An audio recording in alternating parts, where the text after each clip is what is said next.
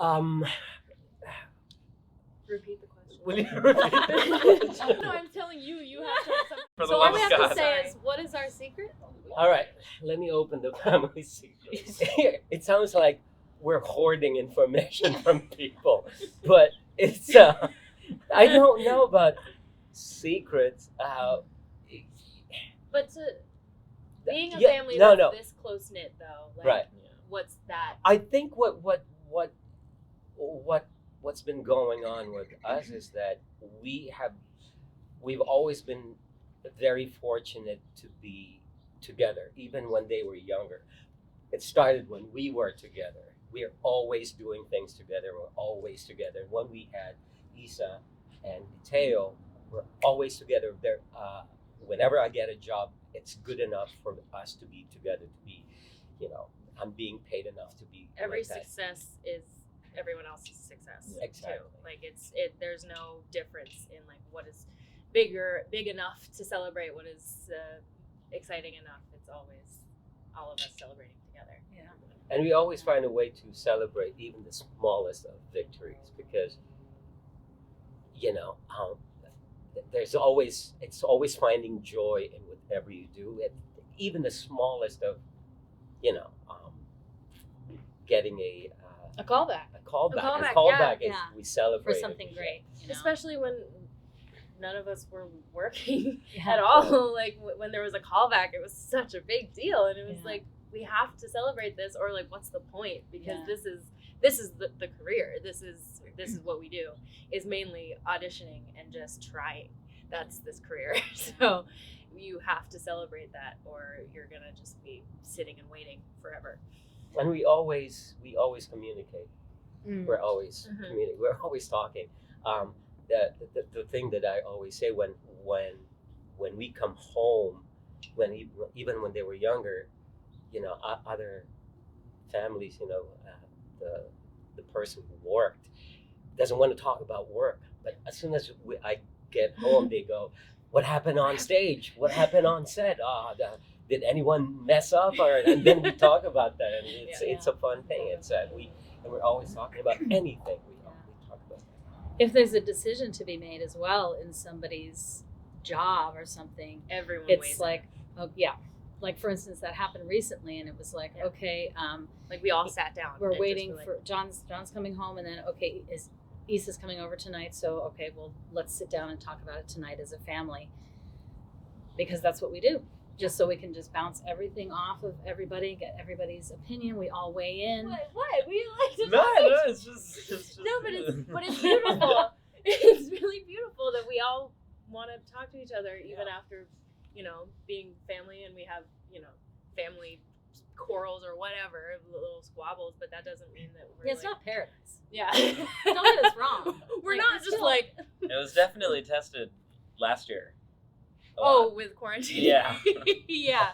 Because But- basically, I kind of moved back in-ish just because I live in an apartment alone. Like, I was like, I gotta be with someone to Stressful not go times. crazy and It's a get scary through time. a really hard time together. And that's again the thing is like, we know that we would rather weather a storm like that together than on our own. What does it take to get to a place where I am and professionally? It's so hard to give advice or what's your secret, because I don't know. I still don't know what I'm doing. As an actor, I'm still trying to figure out. A lot of hard work. Let's No. start there. Let me start with.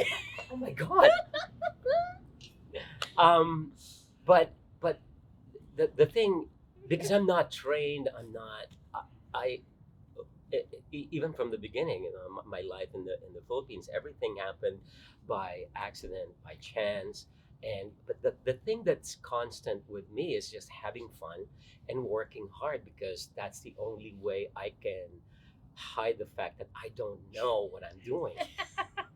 Well, that's So fine. when You're like Yeah, hiding when- from everyone. when I try to do something, it's like I go full out and loud, and people kind of go, "Oh, he knows what he's doing."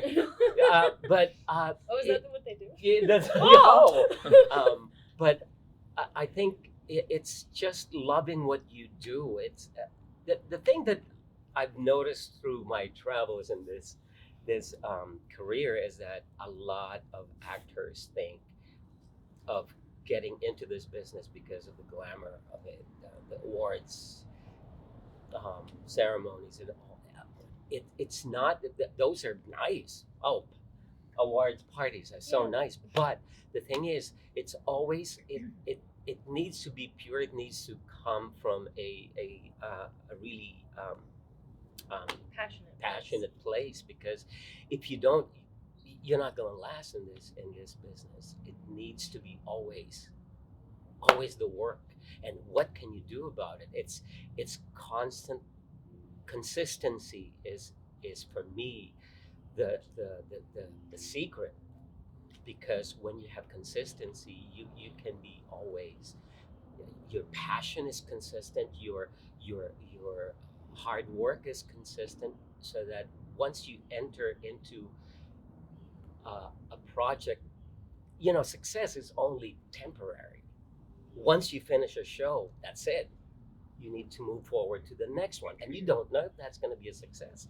But the thing that's going to be constant is your passion, is your hard work, and I think that's carried me through my career so far. So good. How do I manage my success as an actor? Well, I Megan's gonna hate this. I think it's good start. it's just saying, it's just not thinking that I'm successful. I am getting success, but it's like I said, you need to move forward to the next one. You need to produce good work all the time, and not because once you go, I'm successful. I don't know if anybody says that, but People do. Yeah. That's not a good thing.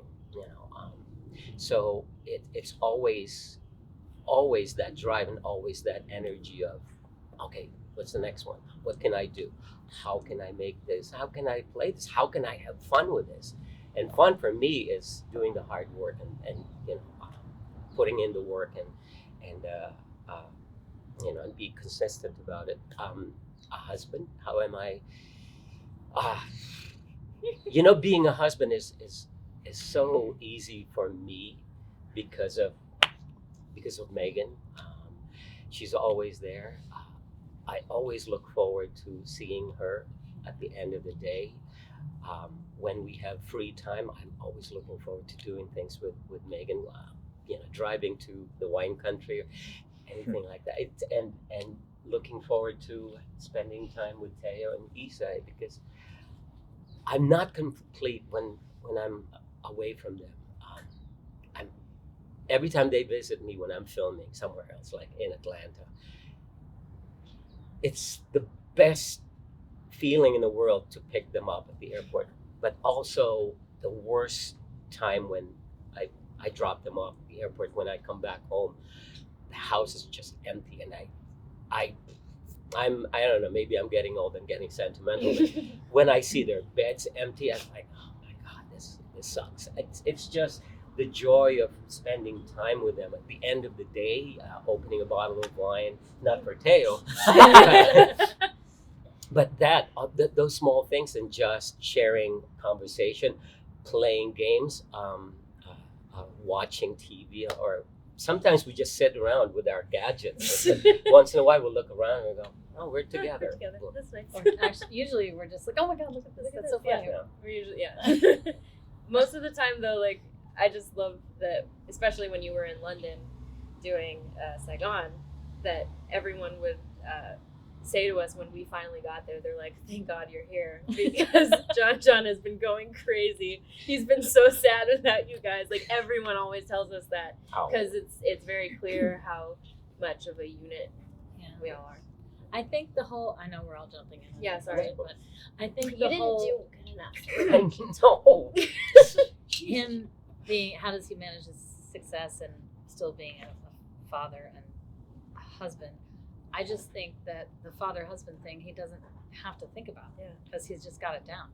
Like it's, there's no like worrying about managing that. That's, and I think the way that he thinks about success is so healthy in one way. Just because I feel like he thinks about his success always based on his current / last project. So I'm successful. That was successful. Now, what's my next project going to be that is going to be successful? Not just for me, but my contribution to it is going to help that to be successful. So it's not like resting on your laurels or whatever. But also, and why he said in the beginning, Megan's going to hate that, is because there's many times where I don't feel like he gives himself enough credit or accepts the success that he does actually have and the contributions that he makes. Anyone who knows John Briones knows that he is humble to a fault. Yes, to a fault sometimes. But it is beautiful in the way that it makes the success something that you want to applaud and like really celebrate. Like anytime you have a success, everyone is so purely happy for you because you are someone who so truly deserves it. And it's taken a long time and a lot of hard work to get here. And the people that are very close to him really know that. Like they really are like, oh my God, it couldn't happen to a nicer person. And such hard work to get to this place. So that's such a genuine feeling from our close friends. How did we meet? We actually met on stage. We met doing a show called Miss Saigon. I think you've heard of it in reference to him. Have you heard of that? In Germany, in Stuttgart, Germany, and we met on the day that we got there, and they were touring us around the stage, so we actually met on the stage. And then like into our first year, that's when we started. And 2 hours later, we got married. But we actually did get married fairly quickly. But when you know, you know. There were also factors at play in that we were living in Germany, and in order to stay together, we had to do something. Yeah. Yeah, we did have to get hitched. Yeah, she married me for my Filipino passport. Yeah. Of course. If I wanted to drag him back to the States, I kind of had to, force him to marry me. Because he didn't want to come to the States, of course. Did you ever think your whole family would end up in the business? Oh, no. We didn't. Did you? No, we didn't. Like I said, we don't know what we were doing. We were just trying to. We didn't know how our careers would go. We were just having fun then. And we were stage. We're stage people, yeah. So, and I never got into TV or film. I still do. I still sing, and I have a company that does that. But yeah. We never thought of the kids being, they're going to be actors. But the thing is, they didn't get a chance. We're always bringing them to the theater with us. We're always there watching. Isa saw Miss Saigon for the first time when she was a year and a half. Yeah. I also used to put on one-woman performances of Miss Saigon in Nana's house on a big platform fireplace. I would do one-woman performances of Miss Saigon, a very light show for a 6-year-old to do. Yeah. And they're always around our friends, our actors, our cast members. Yeah. And so they're going to parties as a 3-year-old, going to parties with 25, 28, 32-year-old grown-ups. And she would be taking charge of the party, having scenarios there. And then when we moved here, Taya was like a year and a half. And so we'd all be driving around to auditions. Like sometimes all three of us, because I was doing commercial stuff. Sometimes there would be a day where all three of us would have auditions. Crazy. And we'd be driving around the city, and he's sitting in his little car seat in the back. Poor thing. And then one day he started to say, wait, where's my auditions, you know? And of course, again, John's manager and Issa's manager would say, when is he gonna start? When is he gonna start? And being a boy, well, just also being Teo, he was wild, much wilder than Issa. He would just be running around and like, you know. So I said to them a couple of times, I'm like, okay, well, you know, why don't you try to take him to an audition and see how that goes? So when he was, I think, 4, or when did he get that show that you guys did? Oh, I was 5. I think. Yeah. So when he was 5, we said, okay, let's go. We'll take him to an audition. The first audition he goes to is for a TV show, and he booked it. Yeah. We were like, what? And then Issa also ended up booking it. They played brother and sister. It didn't get picked up, obviously, or you would know about it. But yeah, they went and did this pilot for ABC. It was crazy. Issa, you're at an age now where a lot of younger generation are looking up to you as a role model. Do you ever feel pressure from that?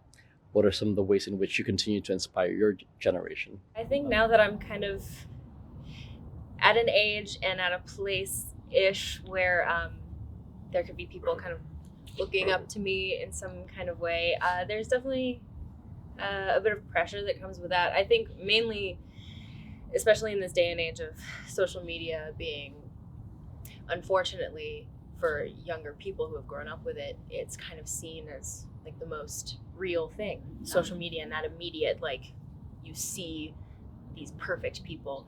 I just know that with whatever kind of following I might have, there might be, even if there's just one teenager who looks at me and thinks, oh, she's perfect and I don't have that life and therefore I hate myself. Like, I would never want to be that person for anyone. I would never want to be the person that makes someone feel worse about themselves. Like, I used to look at other people when I was younger, and so I think there's a certain amount of responsibility that I've just kind of put on myself. Not that I need to, but I was just like, there's a certain amount of authenticity that you want to put out there and be like, and transparency of like, life is life. And I'm not just gonna make it look like I'm perfect, life is perfect, and you should feel bad that your life isn't perfect. Like, I try to be as real as possible, and I feel like that's the only way that, I don't know, people can start to just be a little more open about where they are in life. And so, like, talking about mental health and talking about just, I don't know, just like the setbacks in life or whatever, just being real, not showing myself like done up with makeup every day and stuff like that is like just a thing that I'm like, this may not make a huge difference to a bunch of other people, but I might change one person's mindset of like, oh yeah, she's being real, I can be real. Like that, if I just change one person's mind in that way, job well done. And that's all outside of acting and like hopefully doing roles that can inspire young people, especially young Filipino people, young mixed people who can like see themselves and really like feel like they can do anything by seeing that's also really powerful. But yeah, I think just like in a world where your brand and your just surface is so revered, it's kind of rebellious and awesome to be real. And so I definitely try to do that as much as possible. How does it feel growing up surrounded by a family of talented actors and being one yourself?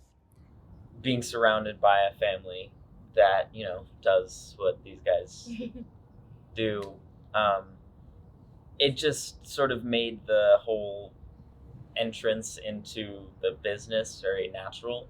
Because so was Issa. We were basically born into it. Yeah. So I think. And we had great role models to look at, and also a great support system behind us. So it wasn't like scary. As you say, they came by it honestly. But I mean, that's the thing that like so many young actors starting out who don't have that kind of family support. We are so lucky that we have that. That has helped us so much. It's definitely made it easier. And I, whenever I have a problem or if I'm about to do an audition and I don't exactly know how to play a scene maybe I'll go to my sister or my dad or my mom, obviously, because she always, helps me film auditions, or I mostly prepare them with her. I just have 3 amazing, performers around me, to just help me grow as an actor and as a person. And I'm always asking for advice on not just acting, just life, obviously.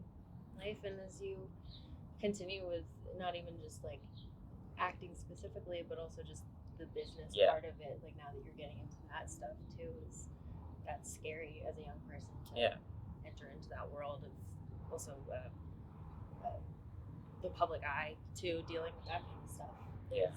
Also especially now because I have like a social media following now, which is like scary because I had like 10,000 followers like a couple months ago, and now I have like 150,000. It's just scary. For you guys, especially recently, is that you guys are willing to talk about things when you have things on your mind or something that needs to be decided upon.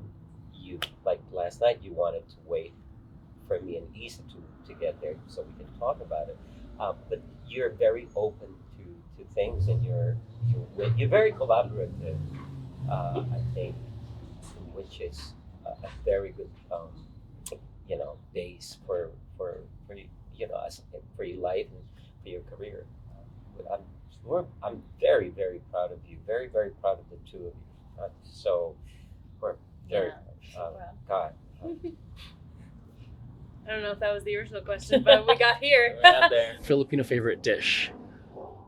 Ooh, I've been really into tapsilog recently. Yeah, favorite Filipino food would probably be tapsilog, because you've been making that a lot lately. Yeah, I'll get texts from my dad, because if I haven't like seen my family in a while, like sometimes I'll be that kid who hasn't like called, and they'll be like, "Why aren't you talking to us? Where are you?" And then my dad will lure me out, and he'll be like, "I made tapsilog. Come over. Like I'm making adobo tonight." that's the current favorite right now. Yeah. I like kare kare Oh, with oxtail. Yeah. We don't have that very often. Yeah, at it's all. so it's very much So a, it's a a- treat yeah, when it's it a treat. happens. Yeah. With bagong. yes. Yes. Oh, Yeah. Yes. She loves her bagong. Filipino Tagalog word. Favorite Filipino Tagalog word. The first one, the first phrase I ever learned was "kili kili mamaba." That's the only phrase I know, and it's my favorite. That was the first one I learned. Repeat that again. Kili kili momobaho. Wait, no, I Yeah, That that's right, was, that's that was right. good. Kili kili momobaho. Okay. Yeah. Mama. Momobaho. It's your armpit Yeah, stink, yeah, right? yeah. Okay. No, I Sure. don't know if there's people at home who don't know. Yeah, Dad knew what to teach us first. There were priorities there. We knew that was going to be versatile and used quite often. So. I use it every day. Yeah. It's the first thing I say when I wake up. Ah. Kili kili momobaho. It applies to everything. If you like somebody, if you hate somebody, if the day is beautiful, kili kili. I'm not gonna say the first one that I learned. Oh, no. I didn't learn it from you. No, I learned no, it from no. the girls in the dressing room. Ooh. Those But, girls. Yeah, those nasty girls. Mahal kita. It wasn't that. No, but that's a good one. Favorite song right now? Gosh. Well, okay, this is not favorite I can't do of all time, or like applies to all of us, but just last night we were sitting on the couch Oh, watching a bunch of Silk Sonic music videos Yeah. of Bruno Mars and Anderson .Paak, all of their new album. Oh, Solo the- Filipino, oh. Bruno Mars. Oh yeah, he's not Filipino. Yeah. For me right now, my favorite song is between Jigsaw Falling Into Place by Radiohead and Cherry Waves by Deftones. For John and for Megan, what's favorite Miss Saigon songs? Ooh, Oh, Lord. That's a good question. I would say I'd give my life for you, because that's the obvious one. Oh no, my favorite song is oh God, what's that song that you do? If you want to dive in. Yes, Die in Bed, Yeah, that's good. because he. Oh. Yeah, because he.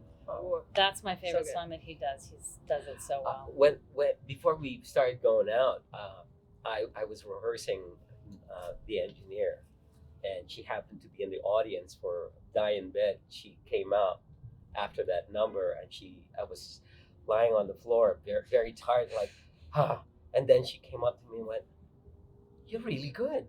I went, "Oh, all right." I have no memory of this, but She was you just- know what's she was really, just flirting. really talent? Of course I was. Talent is so attractive. Yeah, baby. Bye, Hiraya. Thank you for having us. Thank you.